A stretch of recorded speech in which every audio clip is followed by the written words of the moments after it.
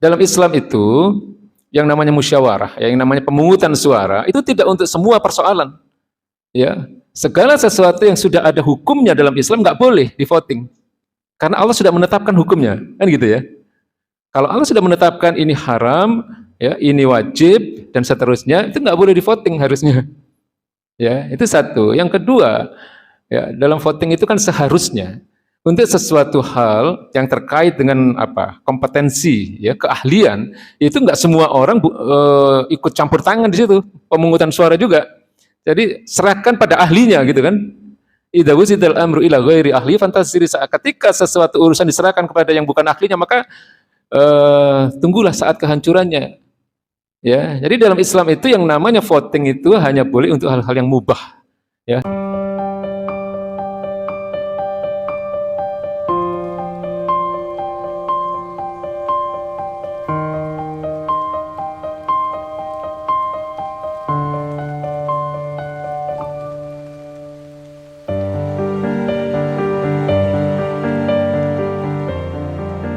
Jadi pekan lalu kita sudah mulai membahas tentang alat-alat penjajahan ideologi, Pak. Ya, jadi perang ideologi itu luar biasa dahsyatnya. Karena apa? Yang diperangi tidak merasa diperangi. Ya, tiba-tiba rusak itu saja. Ya, karena yang diserang adalah pemikiran, yang diserang adalah akidah. Dan ini lebih mematikan dibanding perang fisik. Ya, karena kemudian membuat pihak-pihak terjajah itu jauh dari akidahnya. Ya, dan terutama yang dijajah ini biasanya negeri-negeri Muslim, ya, negara-negara yang berpenduduk mayoritas Muslim. Nah, pekan lalu kita sudah membahas bahwa salah satu alat penjajahan ideologi ini adalah apa yang disebut dengan asobiyah.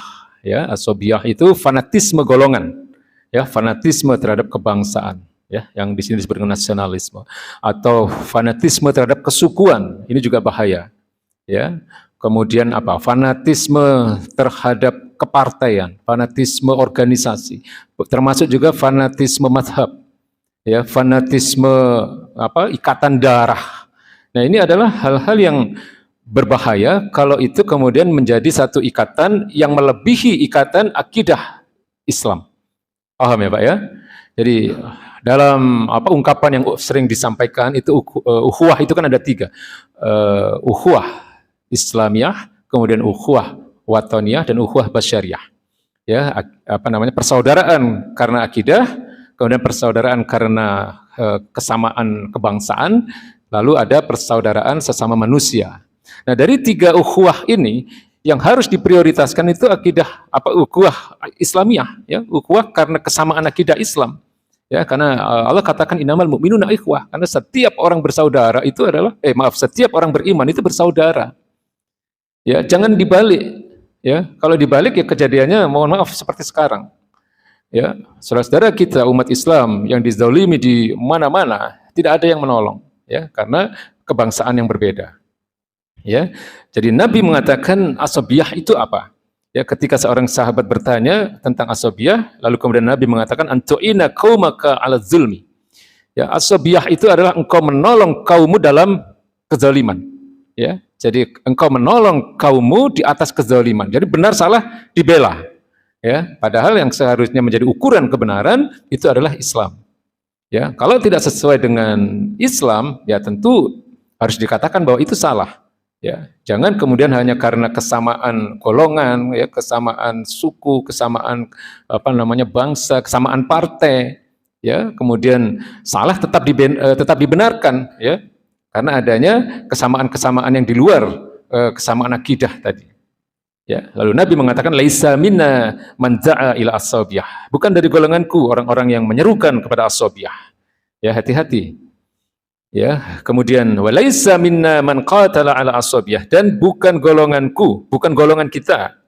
Ya, orang-orang yang berperang di atas panji-panji asabiyah. Walaisa minna man mata ala asabiyah, dan bukan golongan kita, bukan kaum muslimin. Ya, mereka-mereka yang mati karena mereka membela asabiyah. Ya, artinya mereka berkorban, mengorbankan nyawanya di atas apa namanya faktor kesukuan misalnya. Ini kan pernah terjadi ya di Kalimantan, itu ada dua suku berperang di mana?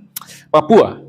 Ya, itu juga perang antar suku itu bertahun-tahun, bahkan dari generasi ke generasi. Ini eh, kebiasaan jahiliyah ini, Pak. Karena dulu di Arab sebelum Islam datang yang terjadi itu seperti itu, perang suku. Ya, dari generasi ke generasi berabad-abad itu. Ya, di Madinah itu ada suku Aus dan suku Khazraj, ratusan tahun mereka berperang dari generasi ke generasi. Ya, lalu kemudian oleh Nabi dipersaudarakan oleh Islam. Ya, dipersaudarakan dengan akidah Islam. Ya, jadi asabiah ini berbahaya. Ini salah satu alat senjata perang ideologi, ya, fanatisme golongan. Lalu tadi yang sudah dibaca, ya, ide HAM dan demokrasi ini sebenarnya adalah merupakan turunan dari sekulerisme. Ya, kita pernah belajar apa itu sekulerisme, ya, pemisahan agama dari kehidupan. Jadi sekulerisme itu turunannya banyak, Pak. Ya, ada ini, ya, HAM, demokrasi, kemudian ada liberalisme, ada pluralisme, ada feminisme, dan kita harus tahu ini, Pak. Ya, kita sudah belajar mengenai pemikiran Islam.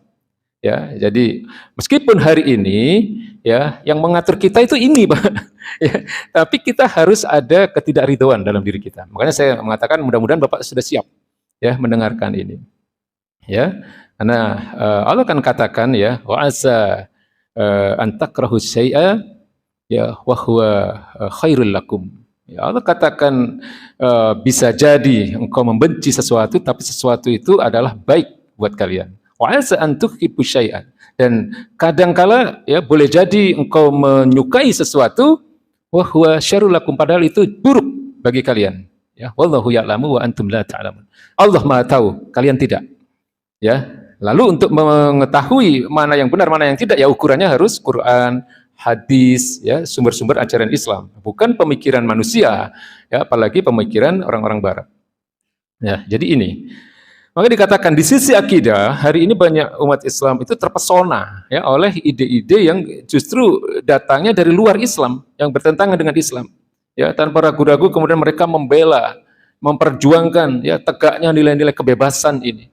Ya, tegaknya nilai-nilai sekuler, ya, tegaknya hak asasi manusia versi mereka, versi Barat. Ya, yang kemudian menjadikan ini semua sebagai solusi atas berbagai persoalan kehidupan. Ya, sebagai pemecah dari berbagai problematika hidup. Ya, ini satu hal yang salah jalan itu, ya, kalau kita katakan. Karena apa? Allah sudah mengatakan bahwa solusi seluruh persoalan umat Islam atau solusi orang-orang beriman itu Quran. Ya, fa in tanazaltum fi syai'in farudduhu ila Allahi wa Rasul in kuntum tu'minuna billahi wal yaumil akhir. Jika kalian berlainan pendapat tentang sesuatu, kembalikan kepada Allah dan Rasulnya. Ya, itu jika kalian beriman kepada Allah dan kepada hari akhir. Ya, jadi hati-hati, bahaya, Pak. Ya, ya, padahal ide-ide tersebut justru menjadi sumber masalah di negeri-negeri mereka, di negeri-negeri kaum muslimin. Ya, dengan alasan liberalisme, dengan alasan kebebasan berekspresi, freedom of expression. Kemudian ada kebebasan berbicara, ya, freedom of speech. Ya, orang ngomong apa aja boleh. Ya, kemudian apa lagi, Pak? Freedom of religion, kebebasan beragama. Nah, ini juga sering disalah tafsirkan. Ya, di Al-Baqarah 256 itu kan Allah katakan la ikraha fiddin, ya, tidak ada paksaan dalam beragama. Nah, tentu berbeda, ya, nilai-nilai kebebasan beragama yang dirancang oleh orang-orang Barat dengan kebebasan dalam apa yang dikatakan atau difirmankan Allah dalam Al-Baqarah 256 itu tentu berbeda. Allah katakan la ikraha fiddin, itu maksudnya apa? Tidak ada paksaan dalam beragama, qad tabayyana ar-rusydu minal ghayy, karena sungguh telah jelas, ya, mana yang lurus dan mana yang sesat. Cuman kalimat berikutnya ini jarang dikutip. Yang dikutip depannya doang gitu. La ikraha fiddin, enggak ada paksaan dalam beragama, gitu kan? Jadi kebebasan beragama menurut Allah itu sudah jelas kok mana yang lurus dan mana yang sesat. Ya, nanti masing-masing orang akan menanggung pilihan dia di akhirat. Kan begitu. Ya, sementara prinsip kebebasan beragama menurut Barat itu adalah prinsip kebebasan tanpa batas. Maksudnya apa? Orang beragama boleh, nggak beragama boleh. Orang keluar masuk agama boleh, gitu kan? Orang menghina agama boleh. Nah, ini yang dipraktekkan, ya, di Perancis, di Swedia, di Belanda. Ya, jadi kalau ada penghinaan terhadap Quran, ya, ketika ada orang yang mengingatkan, ya, ada orang yang melakukan amar ma'ruf nahi mungkar di sana, yang dihukum bukan yang bakar Quran, Pak. Ya, yang dihukum orang yang mengingatkan tadi.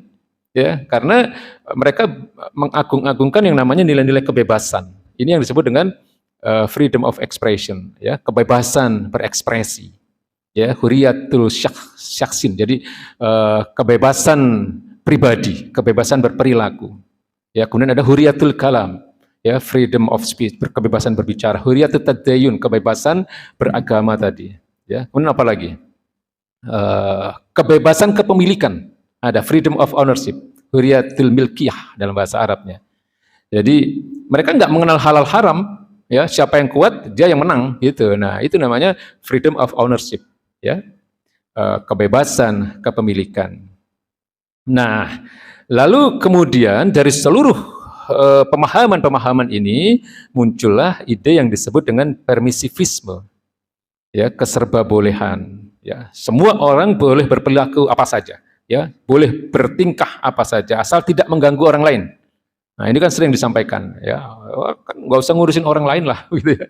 Nggak bisa begitu, karena dalam Islam itu ada yang namanya amar ma'ruf, nahi mungkar. Nah, seluruh pemahaman-pemahaman ini, ya, di dalam istilah kitab Nizamul Islam, ya, tulisan Syekh Taqiyuddin An-Nabhani, ini disebut dengan hadoroh, Pak. Hadoroh itu peradaban, dari kumpulan pemahaman tentang kehidupan. Ya, jadi beliau katakan haram hukumnya umat Islam itu sebenarnya mengambil pemahaman-pemahaman atau pandangan-pandangan hidup yang bukan dari Islam, ya, karena ini berbahaya karena semua itu bersumber dari akidah, ya, akidah sekularisme. Ya, kira-kira paham ya yang saya sampaikan ini, ya? Ya, mudah-mudahan bisa diterima, ya. Ya, nah, karena hidupnya pandangan-pandangan hidup yang seperti ini sehingga berbagai kemaksiatan itu merajalela, Pak. Ya, ada judi yang hari ini, judi online itu kan, ya, kemudian ada khamr, minuman keras. Ini di Jogja lagi ramai ini, Pak. Ya, karena ada santri yang ditusuk oleh orang yang mabuk, maka di sana digugat, ya, kaum muslimin, dan kiai-kiai di sana marah. Ya, karena apa? Karena minuman keras terlalu bebas dijual, ya, di Jogja itu. Kemudian pergaulan bebas yang kemudian akhirnya melahirkan anak-anak yang nggak jelas siapa orang tuanya. Nah, ini akibat apa? Akibat pandangan-pandangan hidup, pemahaman-pemahaman tentang kehidupan yang datangnya dari luar Islam, yang kemudian menjadi aturan-aturan kehidupan. Ya, nah, kemudian muncul bencana-bencana lain, ya, ada AIDS, ada apapun lah penyakit-penyakit yang nggak jelas itu. Ya, jadi dalam Islam itu tidak bisa segala sesuatu orang itu diperbolehkan. Jadi mungkin ada ya yang yang beraktivitas di dunia pendidikan. Ya, dulu sekian tahun yang lalu itu ada ungkapan begini, Pak. Jangan mengatakan jangan kepada anak-anak kita. Nah, ini sepertinya ucapan yang benar, ya. Ya. Ya. Nah, itu dulu pernah itu, Pak, disampaikan. Jadi ini di dunia pendidikan. Jangan mengatakan jangan kepada anak-anak kita. Biarkan mereka bebas berekspresi. Ini nggak benar, Pak. Nggak benar. Dalam Quran itu banyak, larangan itu banyak. La taqrabu zina, jangan engkau dekati zina. La taqulu lahuma uf, gitu kan? Ada, ya, jangan engkau mengatakan uf kepada orang tuamu, pada keduanya, ya. Jadi dalam Islam itu ada perintah, ada larangan, ya. Jadi kalau menurut pandangan orang-orang Barat yang kemudian diserap, ya, bahkan ini masuk ke dalam dunia pendidikan, ini diterapkan, rusak anak-anak kita, Pak. Ya, jangan mengatakan jangan, ini sepertinya bagus ini, ya, tapi itu merusak. Ya, anak-anak itu harus diberikan pemahaman mana yang boleh, mana yang tidak. Ya, jadi ini satu hal yang harus kita pahami sehingga kita bisa punya bentengnya lah. Ya, kita berikan benteng itu kepada anak-anak kita, yaitu berupa pemahaman tentang agama ini. Kalau prinsip kehidupan yang seperti ini diterapkan, Pak, ya, jadi benar salah itu tidak bergantung hukum Allah, ya, ini kan berbahaya, ya, sehingga kemudian ketika ada sesuatu yang nggak bisa ditemukan kesepakatannya, ya, lalu kemudian diambil pemungutan suara untuk semuanya, lah ini kan berbahaya, ya, homer di di voting, ya, kemudian riba di voting, gitu kan, ya, ini kan berat kalau begini, ya. Dalam Islam itu yang namanya musyawarah, yang namanya pemungutan suara itu tidak untuk semua persoalan, ya. segala sesuatu yang sudah ada hukumnya dalam Islam nggak boleh di voting. Karena Allah sudah menetapkan hukumnya, kan gitu ya. Kalau Allah sudah menetapkan ini haram, ya, ini wajib dan seterusnya, itu nggak boleh di voting harusnya. Ya, itu satu. Yang kedua, ya, dalam voting itu kan seharusnya untuk sesuatu hal yang terkait dengan apa kompetensi, ya, keahlian, itu nggak semua orang ikut campur tangan di situ, pemungutan suara juga. Jadi serahkan pada ahlinya gitu kan. Idza wusidal amru ila ghairi ahli fantasiri, ketika sesuatu urusan diserahkan kepada yang bukan ahlinya, maka tunggulah saat kehancurannya. Ya, jadi dalam Islam itu yang namanya voting itu hanya boleh untuk hal-hal yang mubah, ya, hanya untuk hal-hal yang oleh Allah tidak ditetapkan hukumnya, ya, artinya boleh, ya, boleh dikerjakan, boleh tidak. Nah itu baru, ya, al-ibahah atau mubah itu boleh di voting. Ya, jadi ini tentang prinsip-prinsip kebebasan yang menjadi alat, ya, atau senjata perang ideologi. Lalu kemudian, ya, ada pengkhususan, Pak, terhadap apa wanita-wanita muslimah. Ya, jadi kalau kita lihat hari ini kan banyak wanita muslimah yang tidak memahami kodratnya sebagai wanita, ya, sehingga apa pola-pola kehidupan dari Barat ini diserap oleh kaum muslimah kita, ya. Jadi di Barat itu sosok muslimah itu tidak mempunyai apa namanya peran yang mulia, ya, sementara dalam pandangan Islam muslimah itu kan ini al-madrasatul ula, ya, sekolah pertama bagi anak-anaknya, ya. Sementara Barat menganggap bahwa wanita itu mohon maaf, ya, tidak dimuliakan di sana. Makanya kalau kita lihat berbagai macam bentuk iklan yang ini kemudian diterapkan oleh umat Islam itu kan pasti pakai perempuan, gitu kan. Nggak boleh, ya, artinya wanita itu harus dijaga kemuliaannya, apalagi kemudian dengan menayangkan gambar-gambar yang mempertontonkan aurat mereka, ya, ini nggak benar, ya. Kemudian ada istilah apa feminisme, persamaan hak, ya, laki perempuan sama. Nah ini nggak bisa begitu, karena dalam Islam itu hak dan kewajiban laki-laki dan perempuan itu beda-beda, kan gitu ya. Beda-beda, karena apa? Secara fisik juga berbeda. Masa disamakan, ya? Persamaan hak, apa itu namanya? Kesamaan gender. Ya, ini apa namanya? Pandangan hidup yang salah. Ya, kemudian mereka minta hak waris disamakan. Ya kan? Padahal Allah katakan bahwa pria dapat 2 bagian, wanita 1 bagian. Ini kan karena apa?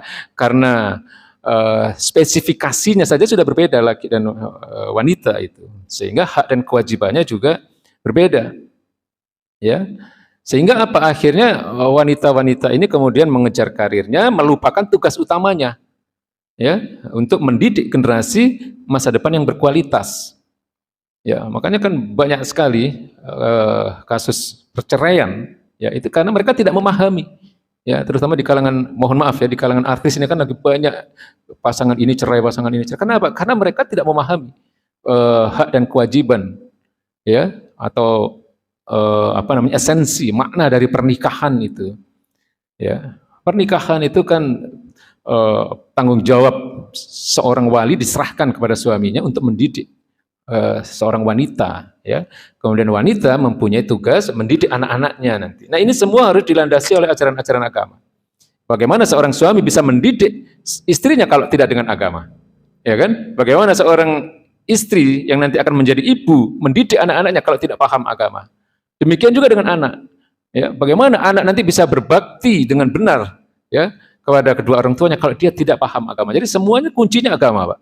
Kuncinya adalah memahami agama ini dengan baik, ya, memahami agama ini dengan benar, sehingga kita tahu hak dan kewajiban kita sebagai suami, sebagai istri, sebagai orang tua, ya, sebagai anak. Nah, ini semua diatur dalam Islam, ya, hak dan kewajibannya. Ya, jadi saya kira ini yang kita bahas hari ini, bahwa ada satu perang yang kita ini tidak merasa diperangi, itu adalah perang ideologi. Nah, perang ideologi itu menghancurkan hampir seluruh sendi-sendi kehidupan. Ekonominya rusak, hancur, kemudian hukumnya rusak, akhlaknya rusak, dunia politiknya rusak. Ya, karena apa?